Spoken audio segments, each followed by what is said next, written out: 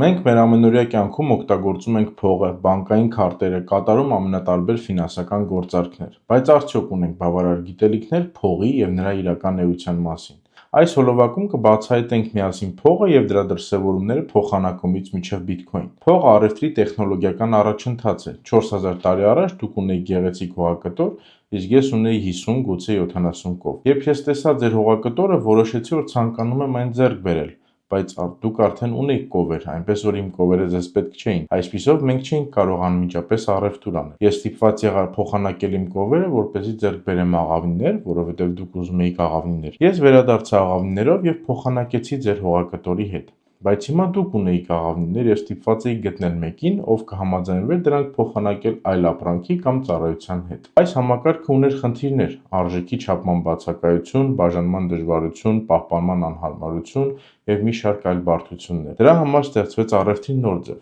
մետաղադրամները։ Մետաղադրամների ներդրումը պատմության մեջ առաջին անգամ հնարավորություն տվեց համաձայնության գալ այն մասին, թե ինչն է արժեք կրում։ Հաջողակ վաճառականներն ու թագավորները սկսեցին պահել մետաղադրամներ, կառուցել գանձատներ եւ նվաճել նոր տարածքներ, քանի որ այլևս չէին սահմանափակվում փոխանակման համակարգի խնդիրներով։ Մետաղադրամները չէին փչանում եւ դուք կարող էիք ոսկին վաճառել Չինաստանում, Հնդկաստանում եւ Ֆրանսիայում, առանց դրա արժեքը կորցնելու։ Սա հնարավորություն տվեց ընդլայնել տնտեսությունը։ Ժամանակի ընթացքում թագավորները հասկացան, որ կարող են մի փոքր կտրել մետաղադրամներից եւ նոր մետաղադրամներ պատրաստել։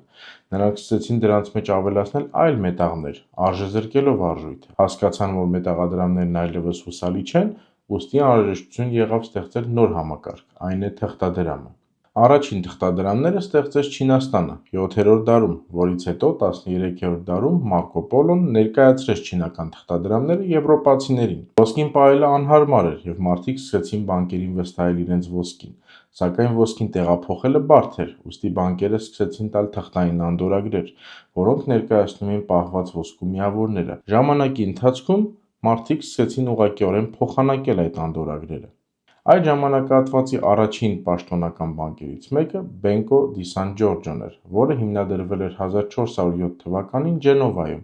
որին հաջորդեցին Bank of Amsterdam-ը 1609 թվականին եւ Bank of England-ը 1694 թվականին, որը դարձավ առաջին պետական թղթադրամ թողարկող եվրոպական բանկը։ Ժամանակի ընթացքում բանկերը հասկացան, որ ոչ ոք չի ստուգում նրանց պահուստները, ուստի սկսեցին ավելացնել տպվող անդորրագրերի քանակը առանց համապատասխան ոսկու ապահովման։ Դա բացահայտելուց հետո 1821 թվականին Բրիտանիան ընդունում է ոսկու ստանդարտը՝ փողի արժեքը կապելով ոսկու պահուստների հետ։ Սա դառնում է գլոբալ ֆինանսական կայունության հիմքը։ 1944 թվականին Երկրորդ համաշխարհային պատերազմից հետո Բրետոն Վուդսի համաձայնագրով որոշվեց, որ արժույթները կապվում են ԱՄՆ դոլարի հետ, իսկ դոլարը ոսկուն, ինչը նշանակում էր, որ յուրաքանչյուր ԱՄՆ դոլարի դիմաց պետք է առկա լիներ համաչափ ոսկու ռեզերվ։ Սակայն 1971 թվականին ԱՄՆ 37-րդ նախագահ Նիքսոնը դադարեցնում է դոլարի կապը ոսկու հետ, ավարտելով ոսկու ստանդարտը։ Այս որոշումը ուներ 4 նպատակ։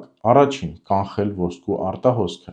Օտարերկրյա կառավարությունները փոխանակում էին իրենց դոլարները ամերիկյան ոսկու հետ մեծ չափերով, արդյունքում ԱՄՆ-ն արագորեն կորցնում էր իր ոսկու պաշարները։ Երկրորդ՝ պաշտպանել ԱՄՆ տնտեսությունը։ Դոլարի արժեքը չափազանց բարձր էր, իսկ ոսկու պաշարները չէին կարող ապահովել աշխարհում շրջանառվող դոլարների քանակը։ Նիքսոնը ցանկանում էր պաշտպանել ոսկու պաշարները եւ կայունացնել տնտեսությունը։ Երրորդ՝ վերահսկել գնաճն ու առևտրային դեֆիցիտը։ ԱՄՆ-ում բարձր գնաճ էր, պետական ծախսերը շատ էին եւ առևտրային դեֆիցիտ կար։ Դոլարը ոսկուց անջատելը թույլ տվեց ավելի ազատ դրամական քաղաքականություն վարել։ Չորրորդ՝ վերջ դնել արժույթի մանիպուլյացիային։ Նիքսոնը մեղադրում էր այլ երկրներին իրենց արժույթները կանխամտածված արժեզրկելու մեջ, որպեսզի նպաստեն իրենց արտահանմանը, վնասելով ԱՄՆ-ին։ Այս որոշումը ուներ 4 հիմնական վտանգ։ Առաջին՝ վստահության կորուստ։ Երկրորդ համաշխարհային պատերազմից հետո դոլարը համարվում էր այնքան արժեքավոր, որքան ոսկին։ Երբ այն այլևս ոսկով ապահովված չէր, դարձավ ֆիատ արժույթ, հիմնված միայն կառավարության նկատմամբ վստահության վրա։ Երկրորդ՝ գնաճի գլոբալ ռիսկ։ Ոսկու սահմանափակումը հանելուց հետո կառավարությունները սկսեցին ավելի շատ փող տպել։ Սա բերեց հսկայական ինֆլյացիայի 1970-ականներին, հատկապես ԱՄՆ-ում, որը հայտնի է որպես ստագֆլյացիա։ Վերջին շրջանի լավագույն օրինակ է Քովիդը։ 2020-21 թվականներին ԱՄՆ-ն տպել է դոլարի գոյության ողջ ժամանակահատվածում տպված քանակի 40%-ը, այն է 6.5 տրիլիոն դոլար, ինչը հանգեցրեց ինֆլյացիայի աճի 2019 թվականին 1.81%-ից 2022 թվականին 8%-ի։ ԱՄՆ-ն ամեն օր տպում է և էկոնոմիկայի մեջ է ներդնում մոտավորապես 500 միլիոն դոլար։ Երրորդ՝ արժույթների անկայունություն։ Արժույթների փոխարժեքները դարձան լողացող, այլ ոչ թե հաստատուն։ Սա ավելացրեց անորոշությունը և ռիսկերը միջազգային առևտրում և ներդրումներում։ Չորրորդ՝ ֆինանսական սպեկուլյացիայի աճ։ Ոսկուց անջատվելը նպաստեց ֆինանսական շուկաների ու սպեկուլյատիվ գործունեության արագ աճին, որը շատ դեպքերում կապ չուներ իրական արտադրության հետ։ Փողի հաջորդ զարգացումը բանկային քարտերն էին։ 1969 թվականին IBM-ի կողմից ստեղծվեցին մագնիսական շերտով բանկային քարտերը, որոնք դարձան համաշխարհային 1971 թվականից ի վեր։ Բանկային կարտերը թույլ էին տալիս առևտուր կատարել առանց ֆիզիկապես փող կրելու, բայց արդյոք բանկի դերը պարզապես գումարի պահուստավորումն է։ Ոչ, քանի որ եթե դա այդպես լիներ, նրանք ձեզ տոկոսներ չէին վճարի ձեր ավանդների դիմաց։ Տոկոս վճարելն արդեն նշանակում է, որ ձեր ավանդը բանկի պարտավորությունն է։ Բանկերի հիմնական դերը վարկերի ստեղծումն է։ Նրանք վարկեր են տրամադրում, գնում և վաճառում են արժեթղթեր։ Այսպիսով, ֆինանսական համակարգը մշտապես ստեղծում է նոր վարկեր, ինչը հանգեցնում է գնաճի, քանի որ այդ վարկերը հաճախ ուղղվում են ոչ թե արտադրողական ոլորտների, այլ շքեղության ապրանքների ձեռքբերմանը։ Բանկային համակարգը գործում է այնպես, որ յուրաքանչյուր գործարքի համար վճարում ենք միջնորդավճար։ Հաջորդ ֆինանսական զարգացումը տեղի ունեցավ 2009 թվականին։ Ստեղծվեց թվային փողը՝ բիթքոինը, առաջին դեցենտրալիզացված թվային արժույթը Սատոշի Նակամոտոյի կողմից, որի մասին մինչ օրս ոչ ոք տեղեկություն չունի։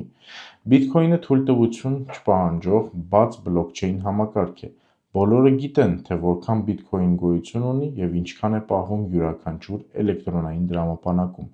Սա պարզ, թափանցիկ և անմիջական փոխանակման ձև է, որը թվային դարաշրջանի մեջ վերադարձնում է ոսկու առևտրի մոդելը։ Այսօրվա համար այսքանը։ Բաժանորդագրվեք, լայքեք և կիսվեք։ Թող օգտակարը գերակշռի համաձայն։